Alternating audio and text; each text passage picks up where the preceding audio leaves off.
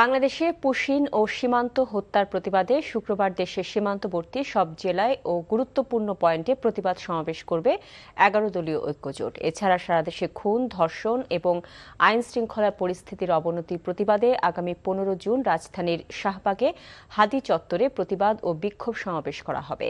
দুপুরে ১১ দলীয় ঐক্যজোটের উদ্যোগে আয়োজিত সংবাদ সম্মেলনে এসব কর্মসূচির ঘোষণা দেন জোটের প্রধান সমন্বয়ক ও জামায়াতের সহকারী সেক্রেটারি জেনারেল হামিদুর রহমান আজাদ। তিনি বলেন, সীমান্তে গত ৩ মাসে ৫০-এর অধিক পুশ ইনের চেষ্টা করেছে ভারত। এছাড়া গেল ১০০ দিনে ১৯ জন নিরীহ বাংলাদেশিকে হত্যা করেছে দেশটি। বাংলাদেশ সরকার এ ব্যাপারে যথাযথ পদক্ষেপ নিতে ব্যর্থ হয়েছে অভিযোগ করে জামায়াতের এ নেতা বলেন, স্বরাষ্ট্রমন্ত্রীর সীমান্ত হত্যা নিয়ে সাম্প্রতিক বক্তব্য জাতীয় নীতির সঙ্গে সাংঘর্ষিক। এছাড়া সরকার অতীতের ফ্যাসিবাদী কায়দায় দেশ পরিচালনা করছে বলেও অভিযোগ করেন তিনি।